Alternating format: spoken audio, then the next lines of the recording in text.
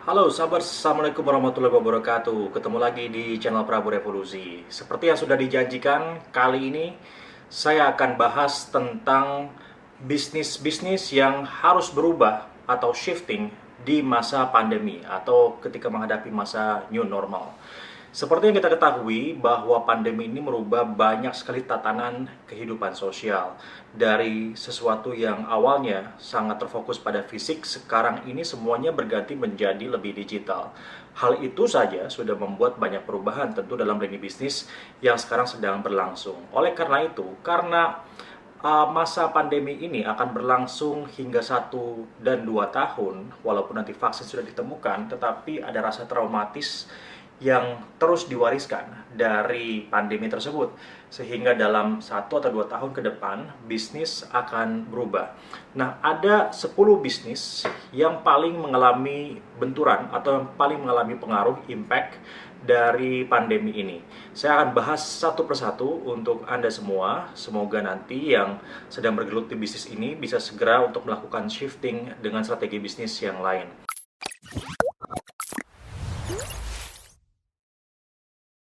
Bisnis yang pertama yang akan berubah atau terdampak dari pandemi ini adalah satu event organizer.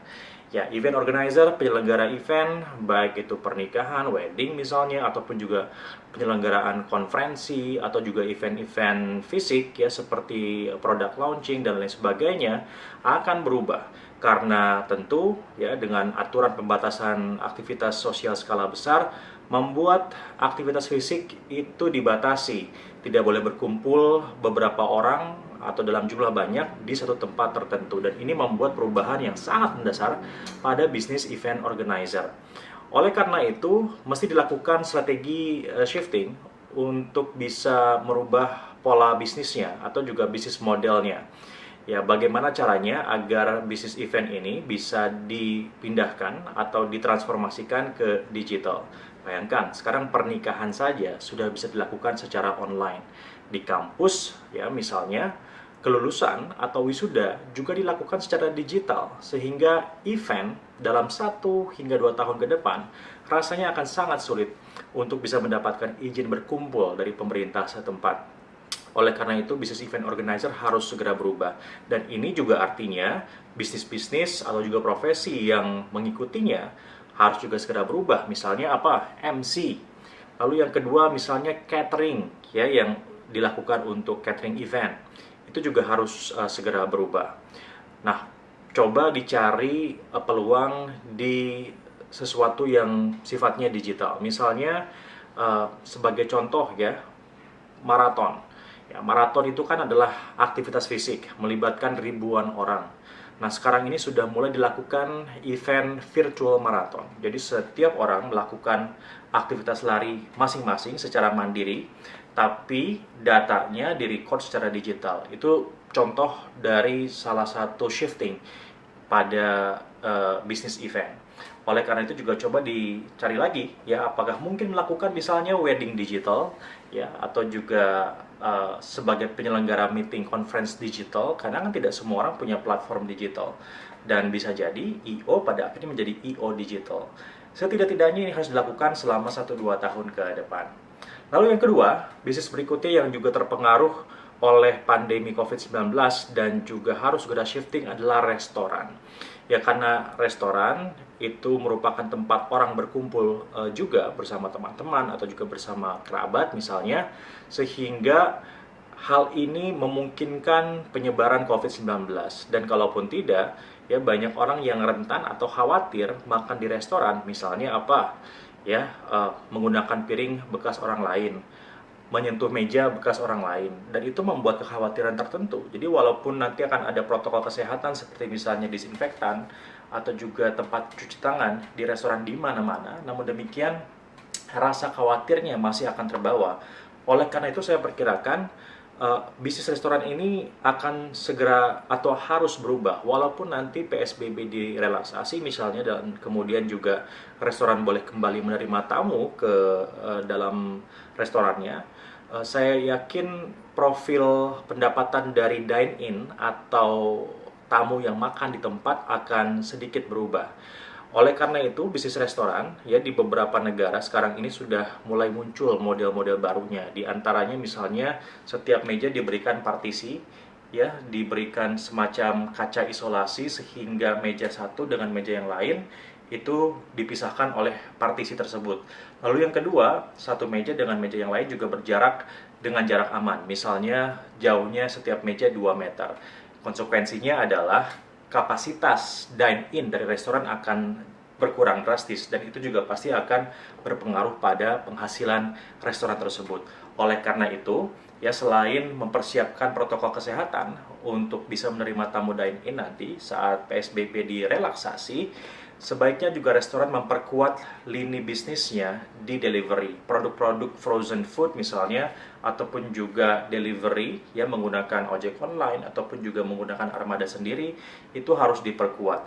Paket-paket makanan atau paket-paket menu delivery juga harus diperkuat. Karena paket menu delivery dan juga paket menu dine-in itu kan berbeda. Kalau dine-in itu biasanya kita butuh banyak menu, dari mulai minuman, kemudian juga makanannya juga variasinya banyak, ditambah lagi dengan adanya snacking atau juga dessert dan macam-macam. Sedangkan kalau delivery, biasanya kita kalau di digital, coba deh Anda pikirkan behaviornya saat mencari makanan secara digital. Yang dilakukan adalah query makanan, bukan query restoran. Dan itu membuat pada akhirnya jarang sekali saya membeli dessert, minuman, dan makanan di restoran yang sama. Pasti di restoran yang berbeda-beda, ya tergantung kekuatannya. Oleh karena itu, kalau misalnya Anda mau fokus di digital atau di delivery, maka sebaiknya menu disimplifikasi, dipadatkan. Buang menu yang tidak perlu karena itu akan menambah modal dan juga mungkin menambah waste ya dari perusahaan Anda. Seperti misalnya saya juga membuang banyak sekali menu di restoran saya begitu. Sehingga kita fokus hanya di menu utama saja.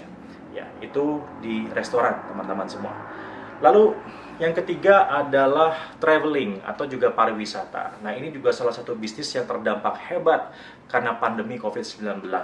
Kenapa? Karena orang nggak boleh jalan-jalan, orang nggak boleh terbang dulu, orang nggak boleh pergi keluar kota, dibatasi bahkan ya, ada checkpoint dan semacamnya. Jadi untuk melakukan traveling atau juga jalan-jalan, prosesnya rumit dan itu membuat orang akhirnya lebih memilih berdiam diri. Ditambah lagi, ya rasa khawatir tadi itu ya, di bandara akan seperti apa, lalu nanti di pesawatnya juga akan kayak gimana, di bisnya akan kayak gimana, di kereta apinya akan kayak gimana. Itu sebabnya bisnis pariwisata harus segera berubah. Hotel misalnya, itu dampaknya akan ke hotel juga ya, karena ketika tidak ada pariwisata, maka hotel di tempat tujuan juga tidak bisa hidup.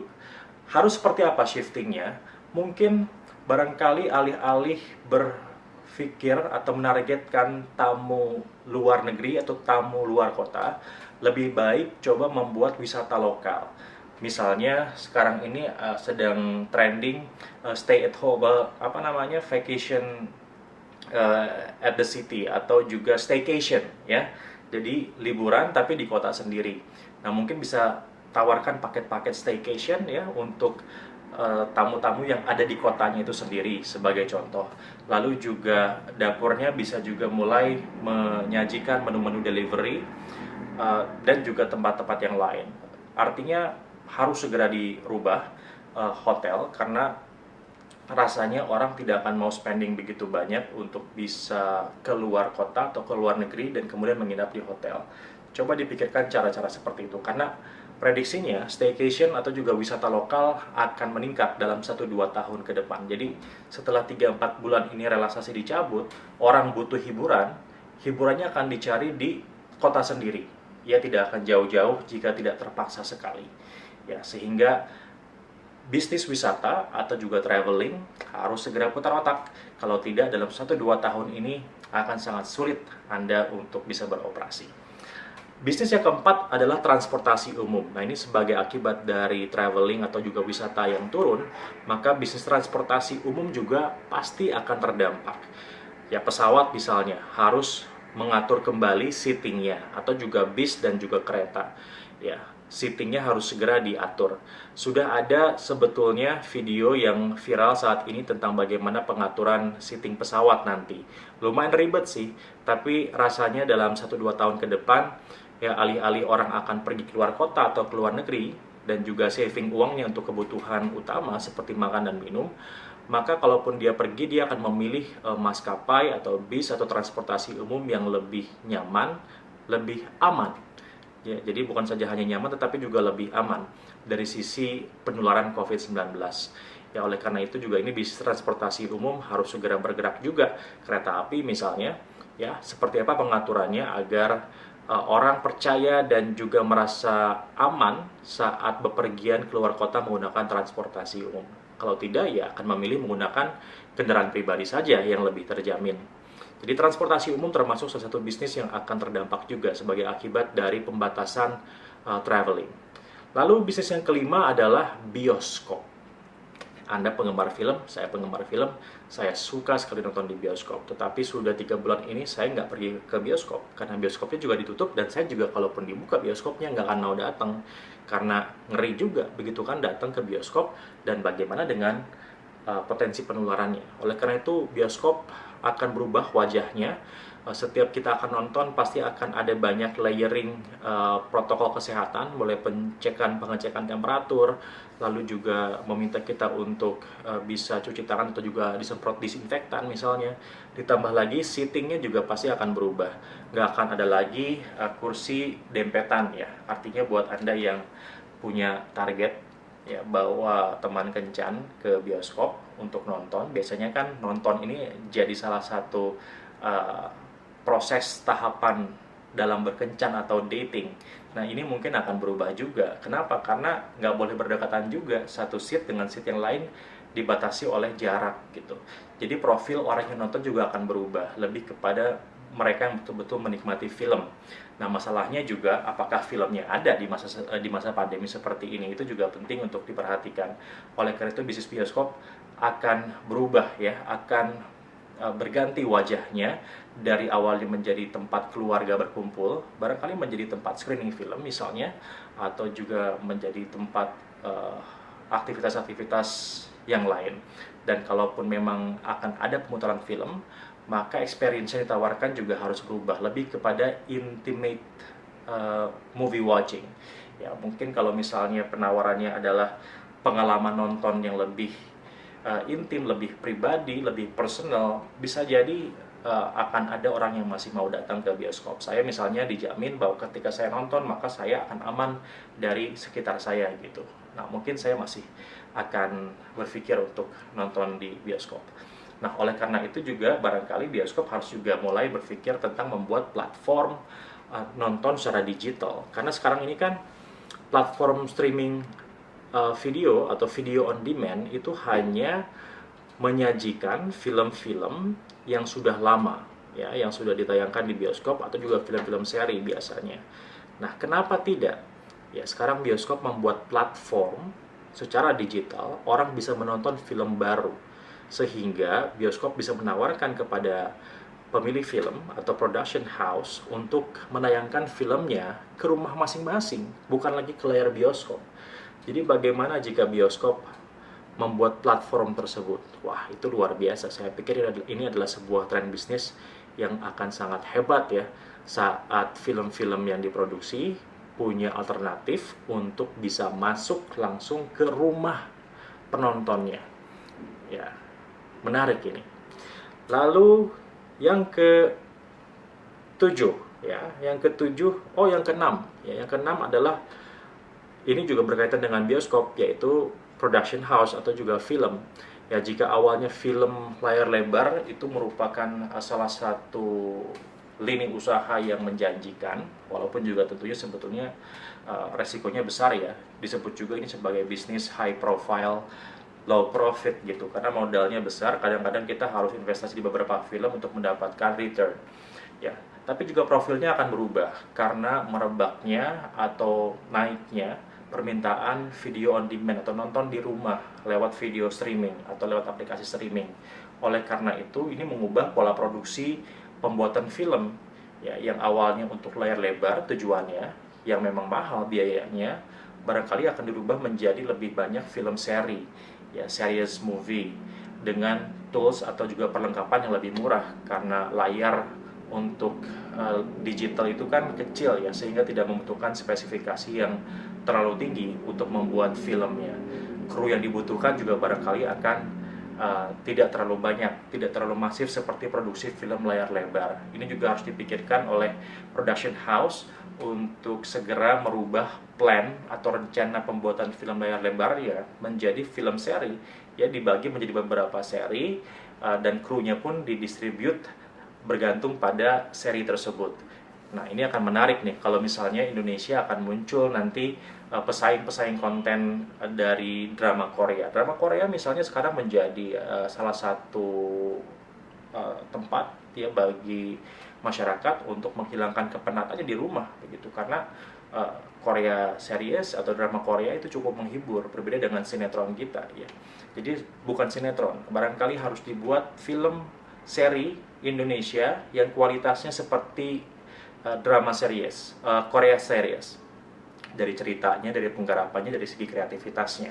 Bukan sinetron sekali lagi ya, lebih kepada film seri Indonesia. Nah, ini belum ada nih. Saya rasa sekarang juga masih belum ada PH yang secara khusus memproduksi film seri untuk video streaming. Ya, kebanyakan film serinya lebih kepada film-film pendek, 10 menit, 15 menit begitu, bukan film 1 jam atau 1,5 jam per serinya. Ini juga menarik untuk dipikirkan bagi production house. Lalu yang ke-8 adalah bisnis fashion, teman-teman semua. Bisnis fashion juga akan terdampak dari pandemi ini. Kenapa? Karena orang nggak akan spending terlalu mahal buat baju, buat sepatu, buat aksesoris. Why? Simple banget, karena kita nggak kemana-mana, kita kebanyakan di rumah, kita nggak ke kantor juga jarang, kita nggak ke pesta, ke party juga memang tidak ada partinya, kita nggak ketemu orang, kita nggak jalan-jalan, ya sehingga kebutuhan untuk membeli apparel atau juga fashion yang mahal itu pasti akan menurun drastis, ya. Orang nggak akan lagi spending terlalu mahal membeli tas misalnya sebagai contoh ya. Jadi ini sebabnya mengapa merek fashion sekarang ini, apalagi yang memang menjual harganya cukup mahal karena berkaitan dengan gengsi atau juga prestise, ini akan segera berubah, lebih dicari pada fungsi. Jadi kalaupun Anda masuk di bisnis fashion, lebih baik sekarang main di middle market ya, yang harganya terjangkau. Karena orang hanya akan membeli pakaian itu seadanya, seperlunya. Termasuk juga ini adalah industri atau pakaian olahraga. Nah, kalau pakaian olahraga, demand-nya akan meningkat, tetapi pakaian olahraga yang khusus. Misalnya pakaian olahraga indoor ya, pakaian yoga, pakaian lari santai, sepatu lari santai, tapi sepatu trail misalnya, ataupun juga baju sepeda misalnya, itu akan sangat susah sekarang ini untuk dijual ya, karena orang memang tidak melakukan aktivitas ini dalam 1-2 tahun ke depan. Oleh karena itu sport apparel juga harus merubah fokusnya sekarang ini lebih kepada medium sport activities, karena masyarakat lagi ingin sehat ya. Untuk melawan pandemi ini kan butuh immunity dan akan berolahraga, tetapi olahraga medium intensity itu yang akan menjadi pilihan masyarakat dunia saat ini. Yang ke-9, gym. Nah, gym juga akan berubah ya. Kalau dulu gym orang datang rame berkumpul bebas, sekarang gym harus melakukan banyak pembatasan. Karena di gym itu di tempat tertutup, namun setiap orang melakukan aktivitas fisik yang lumayan berat. Mereka ngangkat beban, ya, mereka lari, sehingga nafasnya kan akan terbuang ya, akan punya potensi untuk mengeluarkan aerofil dari mulut ataupun juga dari hidung ya, sehingga diperlukan aturan khusus, misalnya pembatasan orang yang masuk ke gym dalam waktu tertentu. Lalu yang kedua, protokol kesehatan jelas. Yang ketiga, cleaning service, pembersih alat-alat itu harus dibuat lebih rutin, sehingga satu orang habis memakai alat disemprot dulu. akan seperti itu profilnya. Jadi gym juga pasti akan berubah. Oleh karena itu, untuk membuat gym atau untuk melaksanakan gym, mengoperasikan gym, ini harus pandai-pandai komunikasi ke pasarnya. Misalnya tadi itu ya, menunjukkan bahwa di gym si A atau si B ini akan terjamin keamanannya karena disemprot terus, karena dibatasin orangnya dan macam-macam. Tetapi gym juga sekarang punya potensi besar untuk melakukan kelas gym digital, kelas sport digital, yoga online, ya, kemudian juga PT online. Jadi bayangkan PT-nya akan secara online memandu kita, nge-training kita di rumah. Ini juga menjadi opportunity baru bagi gym untuk membuka kelas-kelas online, seminar-seminar olahraga online, ya, karena itu dicari juga oleh masyarakat. Dan terakhir yang akan berubah adalah sekolah dan workshop. Ya, sekolah dan juga workshop ini juga akan berubah wajahnya karena orang tidak lagi datang ke sekolah ataupun juga tidak datang ke workshop secara fisik. Ya, biasanya sekolah ataupun juga workshop itu proses bisnisnya, proses aktivitasnya itu dilakukan secara tatap muka. Nah, sekarang akan berubah nih wajahnya, ya. Sekolah mungkin akan lebih sepi karena walaupun juga ada wacana untuk membuka kembali sekolah, tetapi orang masih takut untuk melepaskan anak-anaknya pergi ke sekolah. Kita juga ke kampus misalnya, takut juga nih, saya dosen di kampus. Kalaupun kampus saya dibuka, saya agak ngeri-ngeri juga datang ke kampus, ya. Biarpun ada protokol kesehatannya, karena kampus kan susah banget kita mengatur kebersihannya. Oleh karena itu, penyelenggaraan sekolah, penyelenggaraan kursus ataupun juga workshop akan berubah menjadi lebih digital. Minimal intensitasnya akan 50-50% lah. Jadi 50% digital, 50% fisik dalam 1-2 tahun ke depan. Masih dipikirkan kurikulum yang diberikan untuk ramah digital, ya, kurikulum yang ramah digital. Yang kedua juga mesti, itu kan artinya berubah juga tugas-tugasnya, materi pelajarannya, ujiannya, dan macam-macam. Lalu juga mesti ada proses inaugurasi digital. Jadi tadi yang saya sebutkan di awal, sangat mungkin sekarang kelulusan atau wisuda itu dilakukan secara digital, sidang misalnya dilakukan secara digital. Jadi barangkali ini juga satu opportunity buat sekolah untuk bertahan, yaitu bagaimana caranya merubah pengajaran menjadi digital learning. Ya, karena sekali lagi, ya, orang tidak akan spending terlalu banyak untuk membeli kursus yang bertemu secara fisik. Apalagi kalau misalnya kelasnya merupakan kelas masif seperti seminar misalnya, itu kayaknya tidak akan terjadi dalam 1-2 tahun ke depan. Mesti dipikirkan cara baru dalam melakukan digital learning. Oke teman-teman semua, itu adalah 10 bisnis yang harus berubah wajahnya di masa pandemi. Ini harus dilakukan minimal dalam 1-2 tahun ke depan, karena tadi yang saya sebutkan ada aspek traumatis secara psikologis yang akan diwarisi dari pandemi ini ke setiap orang yang ada di dunia dalam melakukan aktivitasnya. Oleh karena itu, untuk bertahan, mau tidak mau, harus berubah, harus melakukan shifting, atau disebut juga dengan business morphosis, harus melakukan perubahan bisnisnya. Kita akan bertemu lagi di konten berikutnya. Kalau misalnya Anda punya ide tentang bisnis-bisnis lain yang harus berubah di masa pandemi, jangan lupa untuk kasih di kolom komentar. Nanti akan kita bahas di konten atau juga di live streaming berikutnya. Saya punya kebiasaan untuk melakukan live streaming setiap pagi di Ask Me Anything. Kita bisa bahas di situ. Dan juga jangan lupa buat kalian untuk subscribe channel Prabu Revolusi. Saya akan kasih banyak konten, ya, yang berguna untuk kita semuanya. Dan semakin banyak Anda subscribe, semakin banyak Anda memviralkan konten ini, semakin banyak juga saya membuat kontennya untuk kita semuanya. See you!